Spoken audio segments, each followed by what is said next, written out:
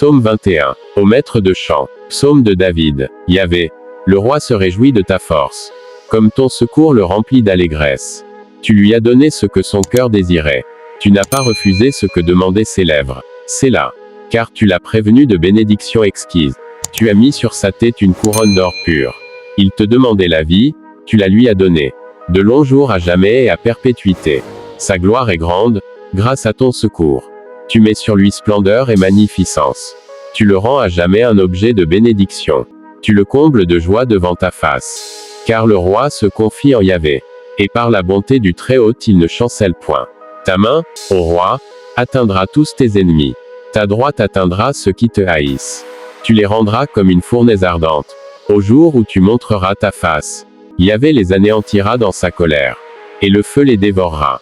Tu feras disparaître de la terre leur postérité. Et leur race d'entre les enfants des hommes. Ils ont préparé pour toi la ruine. Ils ont conçu des desseins pervers. Mais ils seront impuissants, car tu leur feras tourner le dos. De tes traits tu les viseras au front. Lève-toi, Yahvé, dans ta force. Nous voulons chanter et célébrer ta puissance. Le psaume 21 est un chant de louange et de reconnaissance pour la victoire et la bénédiction accordée au roi par Dieu. Il exprime la gratitude du roi et du peuple pour la protection divine et anticipe de futures victoires. Voici une interprétation de ce psaume.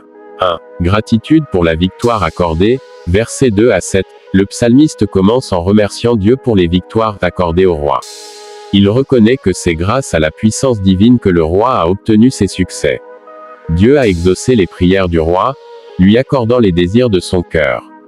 Le roi a reçu des bénédictions abondantes, la vie prolongée, la gloire et l'honneur.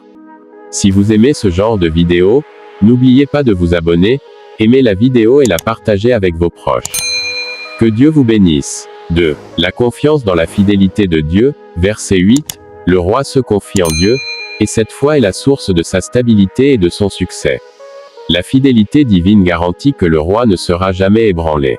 3. Jugement des ennemis de Dieu, versets 9 à 13, le psalmiste passe ensuite à une prophétie concernant la destruction des ennemis de Dieu et du roi. Il décrit la colère de Dieu qui consumera les adversaires du roi comme un feu. Les ennemis ne pourront résister à la puissance divine, et leur mémoire sera effacée. 4. Louange anticipée, verset 14, le psaume se termine par une déclaration de louange à Dieu pour sa force et sa puissance.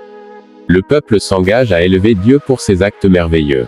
En résumé, le psaume 21 célèbre la victoire du roi, accordée par la faveur divine, et proclame la certitude que Dieu continuera à protéger son peuple et à détruire ses ennemis.